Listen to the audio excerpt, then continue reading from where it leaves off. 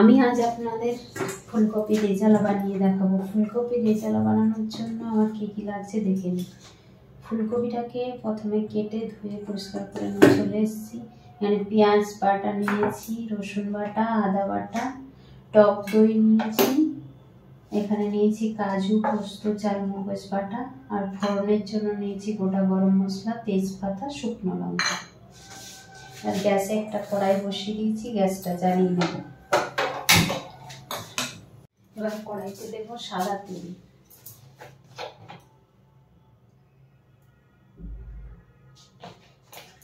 এবার ফুলকপিগুলো ভেজে নেব হালকা করে।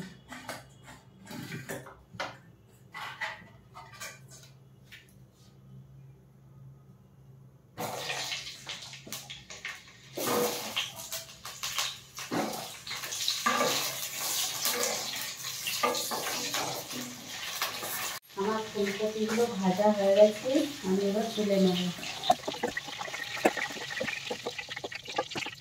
এবার এই তেলের মধ্যে ফোড়নে দেব শুকনো লঙ্কা, তেজপাতা আর গোটা গরম মশলা।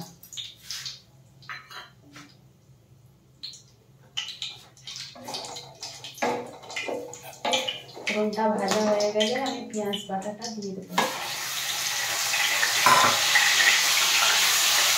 পেঁয়াজটা একটু ভাজা ভাজা হয়ে গেছে, এবার আমি রসুন বাটা, আদা বাটা দিয়ে দেবো।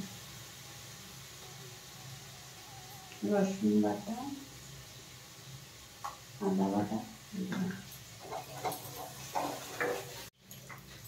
এবার পরিমাণ মতো নুন,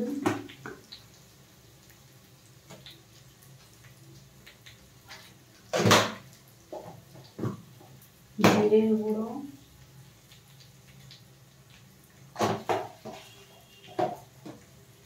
ধনের গুঁড়ো,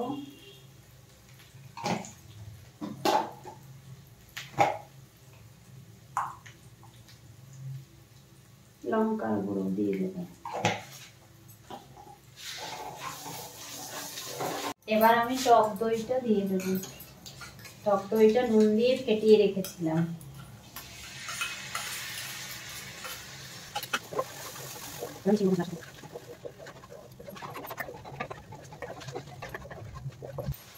এবার মশলায় আমার তেল ছেড়ে দিয়েছে, এরপর দিয়ে দেবো কাজু, পোস্ত, চালমগজ বাটা।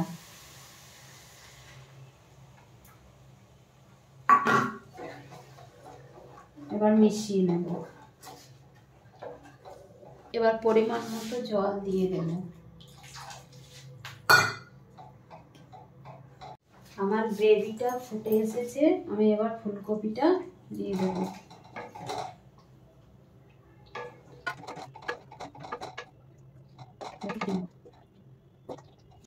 আমি এই সময় দুটো কাঁচা লঙ্কা দিয়ে দেবো, মুখটা একটু করে কেটে নিয়েছি।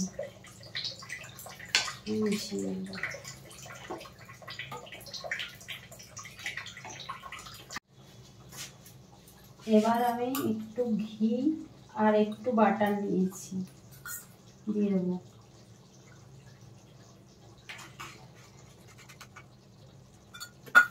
আর পরিমাণ মতো চিনি দিয়ে দেবো। রেজালা একটু মিষ্টি মিষ্টি হয়।